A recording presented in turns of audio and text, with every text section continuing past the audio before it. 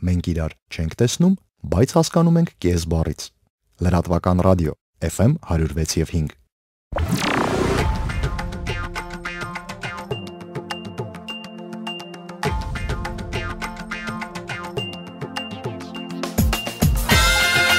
Լրատվական ռադիոյի եթերում աշխատանքն է սկսում Թարմ ուղեղով հաղորդաշարը, ողջույն, այն այսօր վարում եմ ես, Ատեն Միքայելյանս։ Թարմ ուղեղով զրուցակիցս այսօր Երևանի Հովհաննես Թումանյանի անվան տեխնիկային պետական թատրոնի գեղարվեստական ղեկավար, ռեժիսոր Ռուբեն Բաբայանն է։ Ողջույն, պարոն Բաբայան։ Շնորհակալ եմ, որ այս օրերին այսքան այսպես խառը ու դուք էլ ակտիվ մասնակցություն ունեք, ժամանակ գտաք, ամեն դեպքում մեզ հյուրընկալվեցիք։ Ես զգուշացնեմ ռադիո լսողներին, որ ձայնագրությունը նախորդին ենք կատարում, այսօր հունիսի 24-ն է։ Նրա համար եմ ասում, որ եթե ինչ-որ մի բան կատարվի այս գիշեր, հա, հաստատ նախապես ենք ձայնագրությունն արել։ Պարոն Բաբայանն այս գիշեր ամբողջ գիշեր Բաղրամյան պողոտայում էր, ու ինչպես այդքան էլ դուրս չի գալիս այդ բառակապակցություն, բայց այդպես անվանեցին կենթանի պատ, հա, մտավորականներն էին, падգամավորները, այ գիշերը մի ամբողջ գիշեր այնտեղ եղել Բաղրամյան պողոտայում, նախ ասենք ձեր տպավորություններից ինչ տեսակ, ինչ լսեցիք, հետո արդեն կքննարկենք թեման։ Շնորհակալություն։ Գիտեմ ինչքանով է տերմինը դուր գալիս, ավելի կարծում վատ կլիներ, եթե անկենթան պատ լիներ։ Հա, չէ, ուղղակի այդպես տպավորություն ոնց մնացածն էին անկենթան, բայց իսկապես մենք ունեինք, ամենայն դեպս մենք ովքեր հավաքվել էինք այնտեղ, ունեինք մի գործառույթ միայն՝ փորձել կանխել ուզած բռնություն կողմից էլ դա լինի։ Ես կարծում եմ, որ միշտ էլ կարելի է գտնել ճիշտ որոշումներ, երբ կարելի է իրար լսել եւ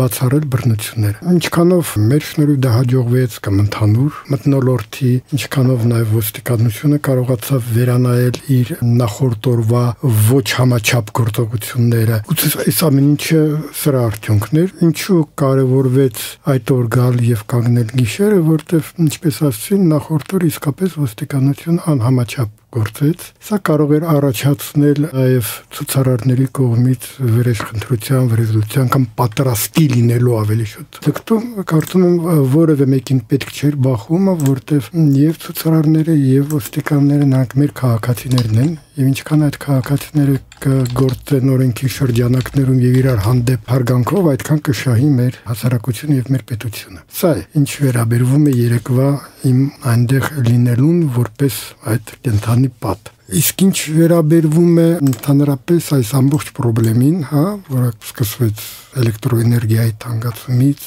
հետո անցավ այդ ցույցերին, կարծում եմ միանշանակ արդարացի է բողոքը եւ կարծում եմ խոսքը վերաբերվում է ոչ միայն այդ 7 դրամին, ինչքան էլ բոլորս ասում ենք, որ միայն ու միայն այդպիսի բան։ Խոսքը գնում է արժանապատվության եւ արդարությունը վերականգնելու մասին։ Մարդիկ չեն ուզում, որ որևէ մեկի վատ կառավարումը կամ եթե ավելի անկեղծ ասենք, բացարձակապես գողությունը եւ կոռուպցիան փակվի իրենց գրպանից։ Եվ ես այստեղ ոչ բնական բան չեմ տեսնում։ Հակառակ տեսնում շատ բնական զայրույթ։ Հիմա այն, որ զայրացել են բոլորը, դա միանշանակ է։ Այն, որ սրանից պետք է որոշակի ելք գտնել, այդ դժգոհությունը հայտնել, սա էլ է միանշանակ։ Հիմա երևի ավելի ճիշտ է խոսել այն ճանապարհների մասին, հա, որոնք ընտրվում են։ Այստեղ մեծագույն հարգանքով վերաբերվելով բոլոր նրանց, ովքեր գիշեր են անցկացնում այդ պողոտայում եւ պահանջատեր են իրենց իրոնքի տեսակետից, կարծում եմ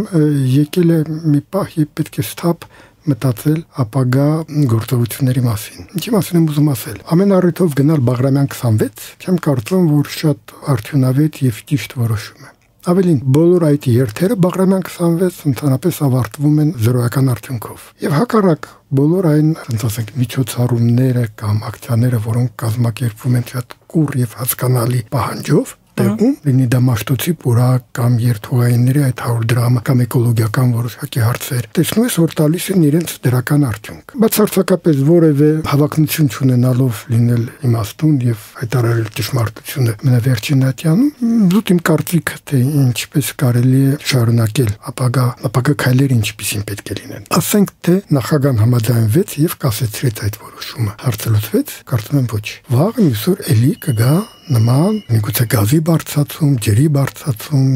էլի էլեկտրոէներգիայի, բենզինի եւ այլն եւ այլն։ Կարծում եմ պետք է բռնել ամենակարևոր տեղից։ Տեղի ունեցել հանցագործություն։ Վատ կառավարումը դա եւս հանցագործություն է։ Պետք է երես բերել այդ պայմանագիրը, որը կնքվել այդ կազմակերպության հետ։ Նայել ինչքանով է այդ կազմակերպությունը կատարել իր վրա վերցրած պարտականությունները։ Ես որպես թատրոնի ղեկավար կարող եմ ասել, որ մենք այս ամբողջ տարիների ընթացքում ստացել ենք շատ անորակ էլեկտրականություն, մշտապես տատանումներով, որոնք ազդել են նաև մեր թանկարժեք սարքավորումների վրա։ Մենք բազմիցս հանդիպել ենք անհարգալի վերաբերմունքին, երբ ինչ-որ միջոցառումներ անցկացնելու համար անջատվել են լույսերը այն ժամանակ, երբ որ թատրոնում եղել են երեխաներ, 300 հոգի, առանց նախազգուշացնելու։ Կարծում եմ նման փաստեր կարող են հավաքվել շատ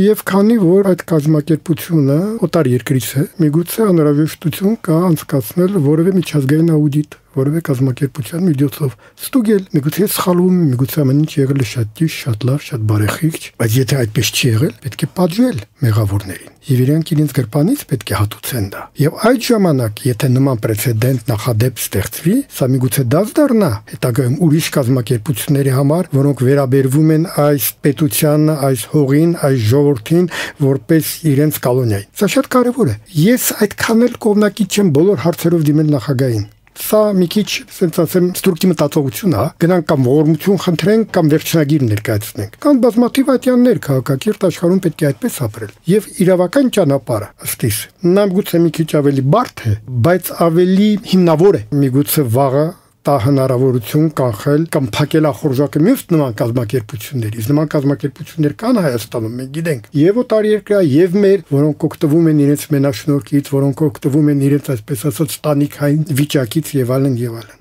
Այսպես կարճ այսպես կնկարագրեմ, որտեղ ես նոր եմ վերադարձել, մի ամիս այստեղ չէի, մոտորապես տարբեր փառատոնների, բայց այն ինչ որ ես տեսա այս մեկ շաբաթվա ընթացքում, գուցե ես սխալվում եմ, բայց տպավորությունս այսպեսին է։ Չէ, իրականում շատ է դա քննարկվում ու արդարացիորեն նշվում, որ ամեն դեպքում չկա հստակ պահանջ, այսինքն քայլերի հերթականությունը չկա, ինչը կար այն ժամանակ տրանսպորտի թանկացման դեպքում։ Հետո դրանք լոկալ տեղերում անընդհատ ինչ որ տարբեր տեղերում բխող ակցիաներ էին ու դրա համար այդ արդյունքը մենք տեսանք։ Բայց մի բան, ամենևին չեմ քննադատում մարդկանց, որոնք մեզ համար, յուրաքանչյուրիս համար այնտեղ նստած են օրերով ու գիշերները, նաև ամեն դեպքում, տեսեք, ճիշտ ձևակերպումներ եք ասում, բայց ով դա պետք է ներկայացնի։ Այ ես միայն ուրախ եմ, որ այստեղ ոչ մի քաղաքական կուսակցություն չի խառնվում, ոչ թե չի խառնում, այլ չեն թողնում, հա, մուտքը, բայց այդ ձևակերպումները ով պետք է տա, ով պետք է առաջնորդի այն մարդկանց, որոնք գուցե այս պահին չեն էլ պատկերացնում ոնց կարելի է շարժվել, հա, ինչ որ պատի են հանդիպել։ Շատ լավ հարց եք տալիս։ Ուրեմն պահանջները ձևակերպելու համապատասխան աշխատանքային խմբեր ստեղծելու համար պետք է քիչ թե շատ ավելի հանգիստ մթնոլորտ։ Արճակատման վիճակում դեմ դիմաց կանգնած դժվար է այդպես անել, որտեղ այս վիճակում լուծվում է մի հարց. կամ դուք մեզ, կամ մենք ձեզ, կամ մենք այս վիճակում ենք պատերազմական։ Ինչով է հրապուրիչ այս ամբողջ շարժումը։ Այն, որ նա մոտավորապես 90%-ով կազմված է երիտասարդներից, ուսանողությունից, չէ՞ որ այդ ուսանողները սովորում են համալսարանում, իրավաբանական ֆակուլտետում եւ այլն գրագետ մարդիկ են, դա երևում է։ Եվ որակական տարբերությունն է տեսնում, երբ նայում ես այս հանրահավաքին եւ կուսակցությունների կողմից հրավիրված հանրահավաքներին, հա, զուտ դեմքի վիզուալ առումով հաճույք է ստանում։ Այդ տղաներից, այդ աղջիկներից, հա, միանգամից հիշում ես ուրեմն Սերժ Թանկյանի համերգը, մոտորապես այդ տեսակ մտնոլորտ է։ Պետք է պարզապես սրանով զբաղվել։ Ես հասկանում եմ, որ միանգամից ամեն ինչին հասնել վերջնագիր ներկայացնելով շատ ռոմանտիկ է հնչում եւ շատ հեղափոխական։ Բայց ցավոք սրտի այդ էմոցիոնալ սկզբունքով հազգացմունքայնությամբ շարժվելը հիմնականում արդյունքի չի բերում դրական։ Հաղթանակի կարելի է հասնել միայն այն ժամանակ, երբ որ քո քայլերը շատ մտածված են, երբ որ դու նույնիսկ մտածել ես մի քանի ճանապարհներ։ Իսկ սա պահանջում է, որ ստեղծվի բոլոր դեպքերում որոշակի գործողությունը կոորդինացնող խորհուրդ, որտեղ այնքան ես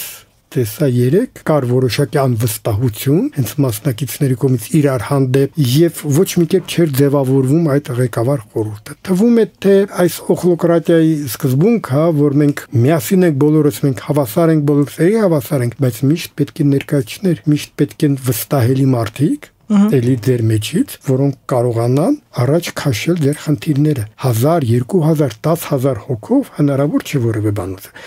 10000 հոգի առանց ղեկավար մարմինի դառնում է պարզապես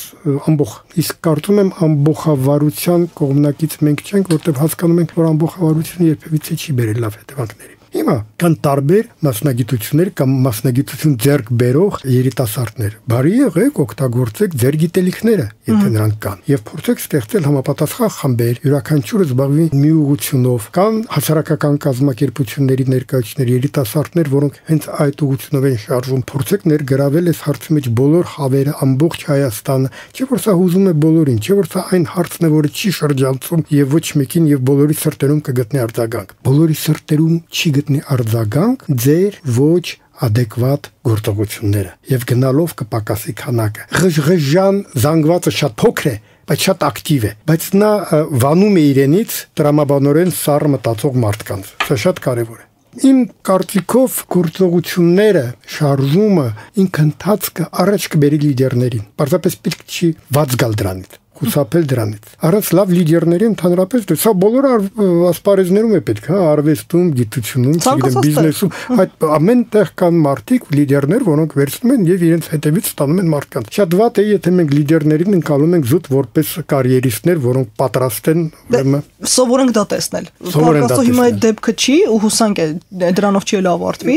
Այստեղ շատ լավ բան եք ասում։ Ինչու ենք մենք սովոր դա տեսնել, որովհետեւ երբ մենք ասում ենք լիդեր, մենք հաճախակի փոխարինում ենք, հա, այդ առաջնորդ բառը մենք փոխարինում ենք քիչ հեթանոսական բառով, հա, ոժդ բան,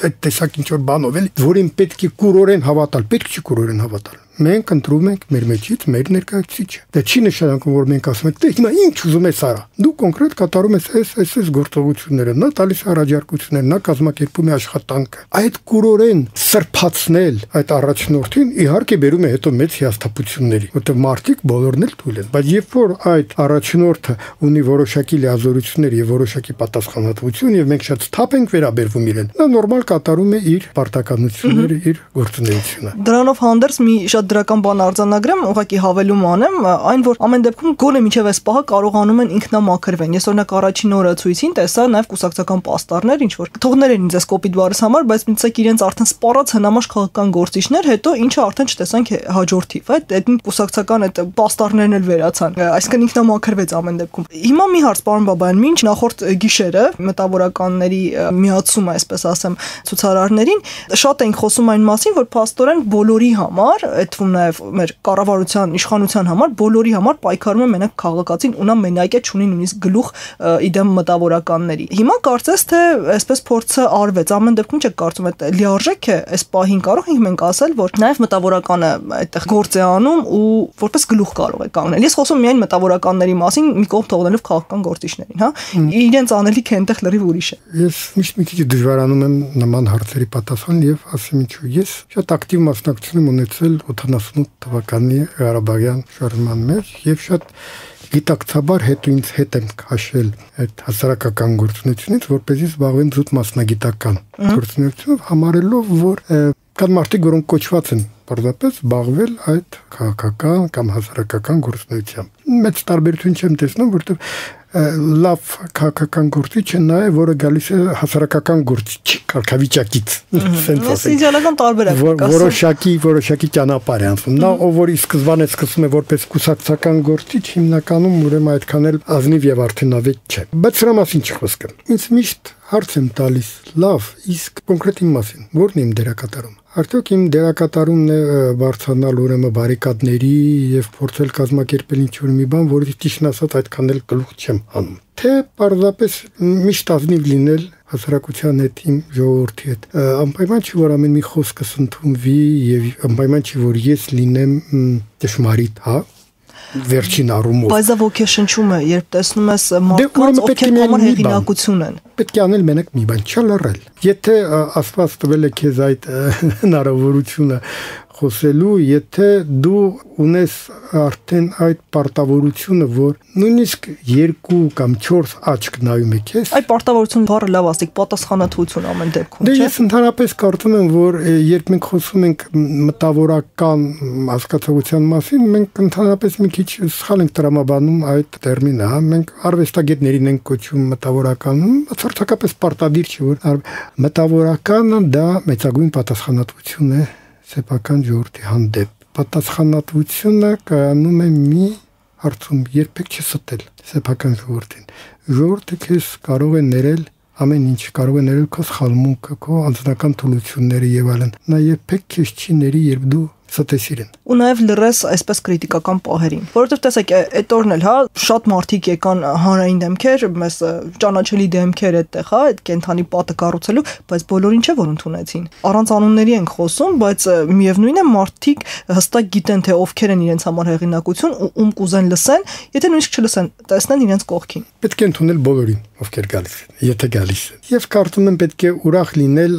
ձեռքբերումներով, այլ ոչ թե կորուստներով, հա։ Եթե տեսնում ես ինչ որ մարդիկ, որոնք եկել են եւ դու ուրախ ես, որ իրենք եկել են։ Մի անդրադարձի հիմա նրան թե իսկ ովքեր չեն եկել, որովհետեւ ամենահեշտ բանը քիզնից վանելն է ուրիշին։ Ամենադժվարը մտերմացնել։ Կամուրջ կառուցելը շատ ավելի դժվար է, բայց շատ ավելի կարևոր է, քան կամուրջ քանդելը։ Կամ բղավելը, որ այս գետ անցնում է եւ այս երկու ափը երբեք իրար հետ չի միանա։ Կմիանա, եթե մենք փորձենք կամուրջ կառուցել, եւ շատ ավելի շուտ կմիանա, եթե կամուրջը կառուցվի երկու կողմից, բայց մեկ նախագծով։ Որպես ամեն դեպքում հատվեն։ Այո, երկու կամուրջ դառնա։ Ես ուրախ եմ բոլոր նրանց համար, ովքեր անտարբեր չեն, իրականում անտարբեր չեն մեր երկրի հանդեպ, մեր քաղաքացիների հանդեպ, որովհետև նաև ասեմ, երբ քո ժողովրդի մեջ արտնանում է արժանապատվության զգացում, երբ ժողովուրդը սկսում է իրեն տեր զգալ այս երկրի, իսկ տեր զգալ դա նշանակում է, որ երկիրը կունենա ապագա, որտեղ ապագա կարող է ունենալ միայն այն երկիրը, որը ունի տեր, ընդ որում տերը պետք է լինի յուրաքանչյուր քաղաքացին, մտավորականը կարող է միայն եւ միայն ուրախանալ եւ ամեն ինչ անել, որ լինի այդպես։ Եթե նա անտարբեր է այս process-ի հանդեպ, կներեք նա կարող է շատ լավ երաժիշտ լինի, երգիչ լինի, դերասան լինի, ռեժիսոր լինի, բայց նա մտավորական չէ։ Այ մենք միասին առիթ շատ ունեցել ենք խոսելու այսօրվա երիտասարդի տեսակի մասին, հա, արժեքային համակարգի մասին, այն երիտասարդին, որ կանգնած էր Բաղրամյան պողոտայով, նրան նայելով ապագա ինչ Հայաստան եք տեսնում։ Քիչ ընդհանուր է, որովհետև տարբեր երիտասարդներ կան, իհարկե, բայց ընդհանրացնել կարելի է։ Ընդհանուր առմամբ դրանք մաքուր ազնիվ մարդիկ են եւ ամենակարևորը նրանք ազատ մարդիկ են։ Ինչքանն էլ դիսապրատ չլինի մեր ուրեմն ինքնիշխանությունը, բայց բոլոր դեպքերում մեծացել է մի նոր սերունդ։ Եվ այդ սերունդը ունի շատ որոշակի պահանջներ։ Նա ուզում է ապրել կարգին երկրում։ Նա ուզում է ապրել օրենքով երկրում։ Հաճախակի երբ մենք խոսում ենք Հայաստանի քաղաքակրթական ընտրության մասին, հա, մենք մոռանում ենք, որ այդ ամբողջ քաղաքակրթական ընտրությունը ոչ գրականությունն է, ոչ ուրեմն երաժշտությունն է եւ այլն։ Դա պարզ դիլեմա է։ Դուք ուզում եք, որ սա լինի օրենքի երկիր, թե դուք ուզում եք, որ սա լինի հասկացողությունների երկիր։ Գողական, ընտանեկան, ազգային, ազգակցական եւ այլն, որոնք շատ ավելի կարեւոր են քան օրենք։ Սա է քաղաքակրթական ընտրությունն, ոչ թե արևելք արևմուտք։ Ու դա արտաքին չի։ Իհարկե, դա ներքին է։ Եթե դու այստեղ ներքուստ կարողանում ես կառուցել այդ քաղաքակրթական համակարգը, այլևս բացարձակապես կապ չունի, թե գեոպոլիտիկ տեսակետից դու որտեղ ես գտնվում, ում հետ ես ընկերություն անում, դու ես մաքուր, դու ես ազնիվ, դու ես հանդուրժող, դու ես օրենքի սահմանում աշխատող, անկախ քո կարգավիճակից, այնպես չի, ես պաշտոն չունեմ, ես օրինապաշտ եմ, հենց պաշտոն եմ ստանում եմ, որպեսզի օրենքը խախտեմ։ Այս է քաղաքակրթական ընտրություն, երբ մենք ասում ենք սրա մասին է խոսքը, եւ սա պետք է կատարվի մեր մեջ։ Երիտասարդները այդ ընտրությունը կատարում են իրենց մեջ եւ ուզում են, որ այդ ընտրությունը կատարվի նաեւ արտաքնապես։ Ոչ բոլորը իհարկե։ Սա էլ է պետք ասել, եւ այդպես չի լինում, որ բոլորը 100% ունեն, բայց մեծամասնությունը, նրանք ովքեր դուրս են եկել այս պայքարի, ընդ որում գերիշխող մեծամասնությունը, ունեն այդ ձգտումը եւ ունեն այդ պահանջը։ Ամենակարևորը սա է։ Մեր ռադիոլսողներին ասեմ, որ պարոն Բաբայանի հետ պայմանավորվել ենք, որ փառատոնից վերադառնալուց հետո խոսելու ենք ամեն դեպքում փառատոնի մասին, հա, որովհետեւ նաեւ նվաճումներ ունեիք, 1-2 բառով ամեն դեպքում հասցնենք ասենք, բայց խոստանանք, որ եւս մեկ անգամ կհանդիպենք ու անպայման խոսենք այդ թեմայով, պարզապես հիմա այս պայն ամենաակտուալ թեմային անդրադարձանք։ 1-2 բառով ինչ մրցանակներ եք բերել ձեզ հետ Հայաստան, պարոն Բաբայան։ Մեր վերջի հանդիպումից հետո 2 փառատոն ենք գնացել, մեկը թատրոնն է գնացել տեխնիկային թատրոնն է գնացել Օմսկ Արլեկին փառատոնը, այնտեղից վերադարձել է մրցանակով ամենաֆանտաստիկ ներկայացում այդպիսի նոմինացիայով, եւ երկրորդը